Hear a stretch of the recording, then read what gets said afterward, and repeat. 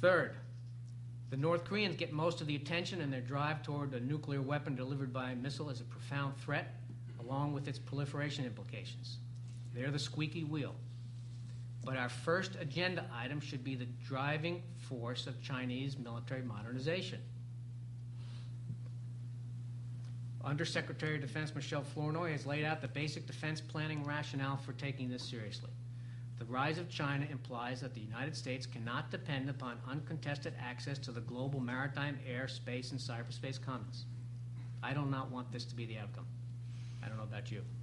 So what does this mean for this tacit alliance that I referred to? We're going to have to lay out constructive thinking about how to add to our capability in our alliances. This will require going beyond current alliance routines. They're simply not up to snuff. Certainly not in the Japan alliance. I don't think in the Taiwan alliance either.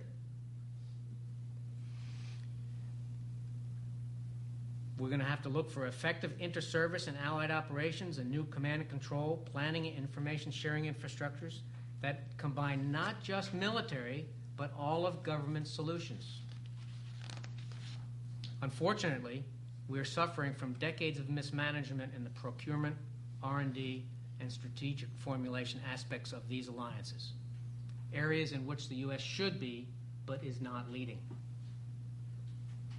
Now, do I have a few minutes for specifics? Sure. Okay, specific recommendations. I'll try to get through these as quickly as I can. I've only got 15 more pages. Is that okay? Just kidding. Just kidding.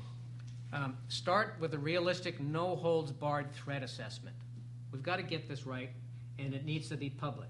Why does it need to be public? Because we have to engage our publics. This is not going to do us any good if it's behind closed doors. I mean, it has to be done there, too, obviously. We should have serious talks about gaps in our strategic defenses caused by the Chinese military's buildup of fourth-generation fighters and so on. I listed them all before.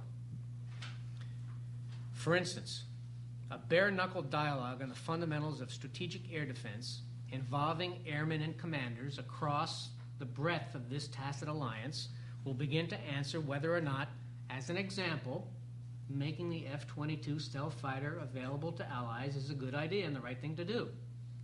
Now, this is strategic thinking and strategic planning, not politics based on the Obey Amendment. That doesn't make any sense. I don't think Congressman Obey wanted it to be that way. He had other interests in mind. Now, with Beijing essentially standing by while Pyongyang raises the ante, and does anybody in this room